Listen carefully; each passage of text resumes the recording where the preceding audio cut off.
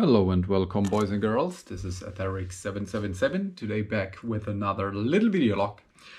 And in my last video I told you that I got the GoPro Max and I tested it out after the video log. The video log was somehow my first video with it, and I was totally really disappointed. I just sent it back. The quality wasn't good, the connection was bad.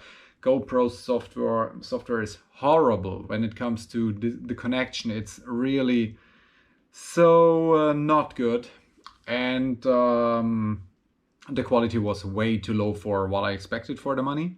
Even if, you know, it's new technology and you can do some fun things and all that, but it was really totally different of what I've expected.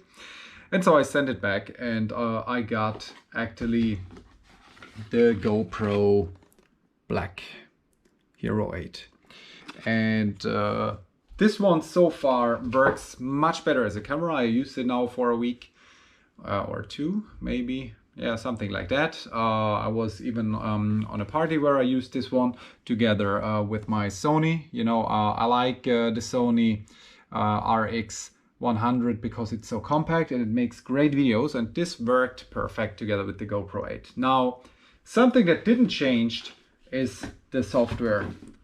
I mean, this software is so bad. I mean, it is even not possible to get this camera connected to a P10 from Huawei. That was a pain. Sometimes it works, sometimes it doesn't.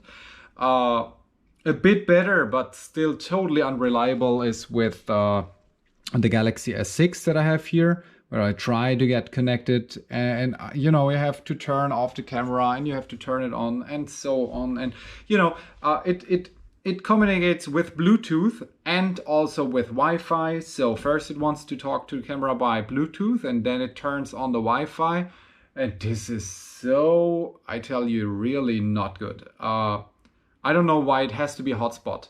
It would be so simple to do it in the contrary, to turn on a hotspot on your mobile phone or your Wi-Fi at home or on your computer, and again, not working.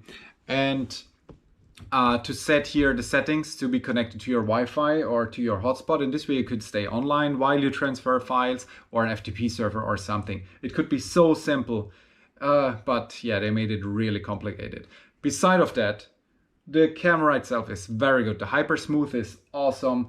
Low light works very well for a little camera like this. It's very handy. I had so far no problems at all, and I used it for, like, I think 2 hours of video material, something like that. So it works very well when you have to write a SD card, of course, especially when you want to work in 4K.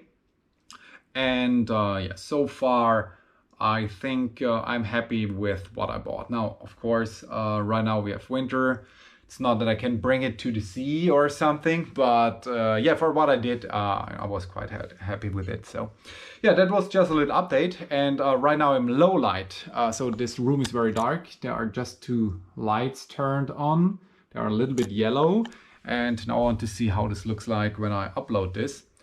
Of course, if this camera would work, I could now transfer it here and, you know, edit it right away. But no, I need to use this little SD card reader because it doesn't want to connect to the phone. It doesn't want to connect to the tablet. Of course, when I do a restart or a reset, it works.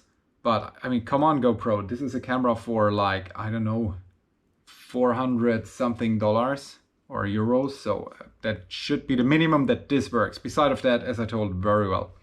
And now let's see how this looks like. Oh, by the way, I will edit this very fast here on the S6. So yeah, let's see how that looks like.